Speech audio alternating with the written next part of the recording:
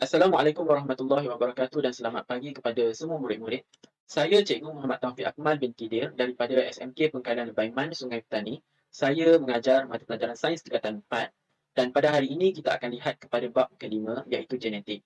Pada hari ini juga kita akan sentuh berkenaan dengan standard kandungan 5.1 iaitu pembahagian sel. Terdapat beberapa standard pembelajaran yang perlu kamu kuasai di dalam standard kandungan 5.1 ini. Yang pertama, kamu perlu tahu untuk menerangkan konsep gen, asid deoksiribonukleik atau kita kenali sebagai DNA dan juga kromosom yang terdapat di dalam nukleus. Yang kedua, kita perlu tahu untuk membanding dan membezakan di antara proses mitosis dan meiosis. Yang ketiga, kita perlu mewajarkan kepentingan proses mitosis dan juga meiosis. Mari kita lihat kepada standard pembelajaran 5.11 iaitu menerangkan konsep gen, asid deoksiribonukleik ataupun kita kenali sebagai DNA dan juga kromosom. Seperti yang kita sedia maklum, nukleus terdapat di dalam sel dan di dalam nukleus terdapat struktur yang kita panggil sebagai kromosom. Apakah yang dimaksudkan dengan kromosom? Kromosom adalah struktur berbentuk berbenang asid nukleik yang panjang dan halus yang dikenali sebagai DNA. Dan DNA ini berlingkar bersama dengan protein. DNA ini terdiri daripada unit asas yang kita kenali sebagai nukleotida. Setiap nukleotida terdiri daripada 3 komponen utama iaitu yang pertama gula deoksiribosa, yang kedua base bernitrogen dan yang ketiga ialah kumpulan fosfat. Mari kita lihat kepada gambar rajah di bawah. Pada gambar rajah di bawah menunjukkan satu sel haiwan. Di dalam sel ini terdapat nukleus dan di dalam nukleus terdapat kromosom. Kromosom inilah yang terdiri daripada berbenang panjang yang kita kenali sebagai DNA dan DNA ini berlingkar bersama dengan protein. DNA terdiri daripada unit asas yang kita kenali sebagai nukleotida dan terdapat 3 komponen utama nukleotida. Yang pertama ialah gula deoksiribosa, yang kedua ialah base bernitrogen dan yang ketiga ialah kumpulan fosfat. Setiap kromosom yang terdapat di dalam nukleus wujud secara berpasangan mengikut saiz dan juga bentuk yang serupa. Dan kromosom ini kita panggil sebagai kromosom homolog. Apakah kromosom homolog? Kromosom homolog ialah kromosom yang wujud secara berpasangan dan kromosom ini adalah sama dari segi saiz dan juga bentuk. Kromosom di dalam sel manusia boleh disusun mengikut pasangan masing-masing iaitu mengikut kromosom homolog berdasarkan kepada bentuk dan juga saiz. Susunan kromosom ini dikenali sebagai karotid. Mari kita lihat kepada gambar rajah yang terdapat di bawah. Jika kita lihat kepada gambar rajah di bawah, terdapat karotid bagi lelaki dan juga karotid bagi perempuan. Dan jika kita lihat kepada setiap karotid, karotid ini terdiri daripada kromosom homolog yang telah disusun secara pasangan masing-masing. Apa yang membezakan di antara karotid lelaki dan juga karotid perempuan ialah karotid lelaki mempunyai pasangan kromosom homolog yang dikenali sebagai XY. Dan bagi karotid perempuan, terdapat pasangan kromosom homolog yang terdiri daripada XX. Di dalam sel manusia, kromosom terbahagi kepada dua jenis. Yang pertama ialah autosom. Yang kedua ialah kromosom seks.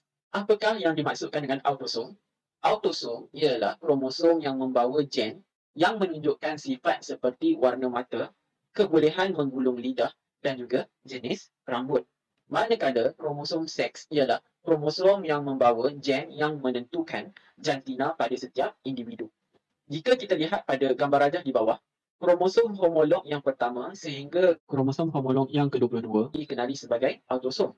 Manakala kromosom homolog yang ke-23 dikenali sebagai kromosom seks. Seterusnya, mari kita lihat kepada struktur kromosom autosom. Pada struktur kromosom ini terdapat dua pasang kromatid kembar. Dan kromatid kembar ini digabungkan di antara satu sama lain melalui sentroma. Pada setiap bilah kromatid ini terdapat gen-gen yang akan menentukan sifat bagi setiap individu seperti gen warna mata, gen warna rambut, gen warna kulit dan juga gen jenis rambut. Apakah yang dimaksudkan dengan gen? Gen ialah segmen tertentu pada rantai DNA yang mengawal ciri tertentu pada organisma. Sekarang mari kita lihat kepada proses pembahagian sel. Terdapat dua jenis pembahagian sel yang berlaku di dalam organisma. Yang pertama dikenali sebagai mitosis dan yang kedua dikenali sebagai meiosis. Apakah yang dimaksudkan dengan mitosis? Mitosis merupakan pembahagian sel yang membentuk dua sel yang seiras. Setiap satu sel mempunyai bilangan kromosom dan juga kandungan genetik yang sama dengan sel induk. Pada manusia dan haiwan, mitosis berlaku di dalam sel soma, manakala pada tumbuhan, mitosis berlaku di dalam tisu meristem. Apakah itu tisu meristem? Tisu meristem ialah tisu yang terdapat pada hujung pucuk dan juga pada hujung akar tumbuhan. Apakah kepentingan proses mitosis? Tujuan proses mitosis adalah untuk pertumbuhan organisma dan juga untuk menggantikan sel-sel yang telah rosak dan juga mati. Sekarang mari kita lihat kepada fasa-fasa yang terdapat di dalam proses mitosis. Fasa pertama yang terdapat di dalam proses mitosis ialah fasa profasa. Di dalam profasa, jika kita lihat kepada gambar rajah di sebelahnya, kita mendapati bahawa kromosom mulai memendek dan menebal. Ini menyebabkan struktur kromosom ini kelihatan jelas di bawah mikroskop cahaya. Yang kedua, kita dapat lihat bahawa setiap kromosom terdiri daripada dua kromatid yang bercantum pada sentromere. Yang ketiga ialah kita dapat lihat gentian gelendung mula terbentuk. Dan yang keempat, kita dapat lihat bahawa membran nukleus dan juga nukleolus mulai terurai. Setelah profasa tamat, maka metafasa mula bermula. Metafasa bermula apabila setiap kromosom mulai disusun di bahagian satah khatulistiwa. Satah khatulistiwa digambarkan oleh garisan putus-putus yang terdapat di bahagian tengah sel. Dan di dalam metafasa, kita dapat lihat bahawa gentian gelendung mula melekat pada sentroma. Setelah kromosom tersusun di satah khatulistiwa, maka proses anafasa pula bermula. Proses anafasa bermula apabila sentroma mula membahagi menjadi dua dan ini menyebabkan setiap kromatid kembar berpisah dan bergerak ke kutub sel yang bertentangan. Proses ini dikenali sebagai pengutuban. Anafasa tamat apabila kromatid telah sampai ke kutub yang bertentangan.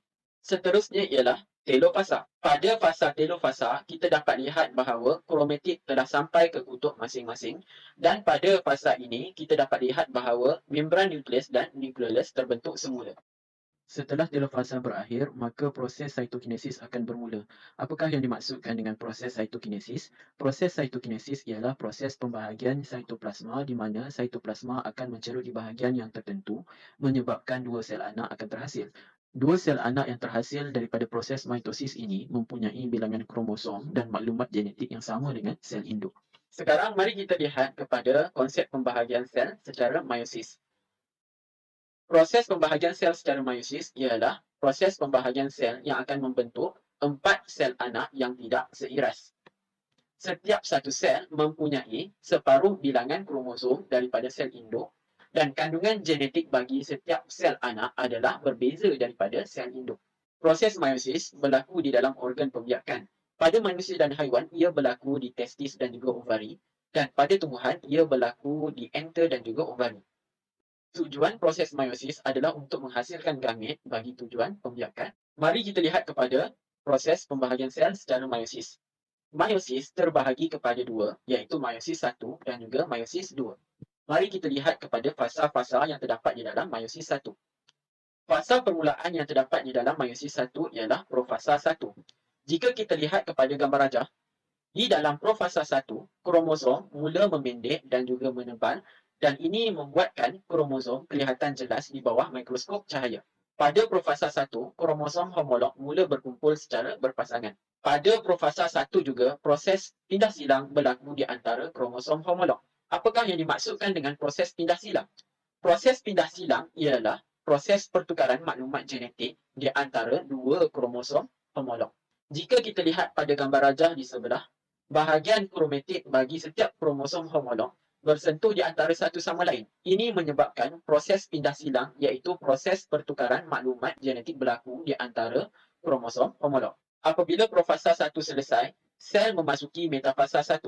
Pada metafasa 1, kita dapat lihat bahawa kromosom homolog mulai tersusun di satah khatulistiwa. Dan kita dapat lihat bahawa gentian gelendung terlekat pada sentroma. Setelah proses metafasa 1 selesai, sel memasuki anafasa 1, di mana kromosom homolog akan berpisah dan bergerak ke kutub yang bertentangan. Apabila kromosom telah sampai ke kutub yang bertentangan, maka sel memasuki telofasa 1. Proses meiosis 1 tamat. Apabila meiosis 1 tamat, maka sel memasuki proses meiosis yang kedua. Proses meiosis yang kedua bermula dengan profasa 2. Di dalam profasa 2, kita dapat lihat bahawa gentian gelendung mulai terbentuk kembali. Setelah itu, sel memasuki metafasa 2 di mana kromosom akan tersusun di satah khatulistiwa dan gentian gelendung melekat pada sentroma. Setelah metafasa 2 berakhir, maka anafasa 2 bermula di mana sentroma akan membahagi dua dan setiap kromatid kembar berpisah dan bergerak ke kutub sel yang bertentangan. Proses ini dikenali sebagai pengutuban. Telofasa 2 bermula apabila kromatid telah sampai ke kutub masing-masing. Di dalam telofasa 2, 4 sel anak yang kita kenali sebagai gamet yang tidak seiras, yang mempunyai kandungan genetik yang berbeza di antara satu sama lain dan juga berbeza dengan induk dan juga mempunyai bilangan kromosom separuh daripada bilangan kromosom induk terhasil. Pada akhir telofasa 2, proses cytokinesis berlaku di mana proses cytokinesis menyebabkan 4 sel anak terbentuk. Sekarang mari kita lihat kepada persamaan dan perbezaan di antara proses mitosis dan meiosis. Apakah persamaan yang terdapat di antara proses mitosis dan juga meiosis? Persamaan yang terdapat di dalam proses mitosis dan meiosis ialah yang pertama, terdapat replikasi DNA. Ini bermaksud bahawa setiap rantai DNA mereplikasi diri mereka untuk menjadi dua rantai DNA yang sama. Yang kedua, proses mitosis dan meiosis masing-masing merupakan proses pembahagian sel. Sekarang mari kita lihat perbezaan di antara proses mitosis dan meiosis. Kita lihat daripada aspek tempat di mana proses ini berlaku. Jika kita lihat proses mitosis berlaku di dalam sel soma, manakala proses meiosis berlaku di dalam sel pembiakan. Proses mitosis menghasilkan dua sel anak, manakala proses meiosis menghasilkan 4 sel anak. Di dalam proses mitosis, tiada proses pindah silang yang berlaku, manakala di dalam proses meiosis terdapat pindah silang yang berlaku. Hasil daripada proses mitosis ialah sel anak yang mempunyai kandungan genetik yang sama dengan induk, manakala hasil daripada proses meiosis ialah sel anak yang mempunyai kandungan genetik yang berbeza dengan induk. Di dalam proses mitosis tidak terdapat variasi, manakala di dalam proses meiosis terdapat variasi. Ini bermaksud bahawa kandungan genetik sel anak berbeza di antara satu sama lain. Di dalam proses mitosis, bilangan kromosom sel anak adalah sama dengan bilangan kromosom sel induk. Manakala di dalam proses meiosis, bilangan kromosom sel anak adalah separuh daripada bilangan kromosom yang terdapat di dalam sel induk. Mitosis adalah penting untuk pertumbuhan dan menggantikan sel-sel yang telah rosak dan mati. Manakala meiosis pula bertujuan untuk menghasilkan gamet bagi pembiakan seks. Jadi kita telah habis mempelajari standard kandungan 5.1. Cikgu berharap kamu dapat menguasai setiap standard pembelajaran yang terdapat di dalam standard kandungan 5.1 sebelum kita masuk kepada standard kandungan 5.2. Sampai di sini sahaja kelas kita untuk hari ini dan kita akan jumpa lagi pada masa yang berikutnya. Assalamualaikum.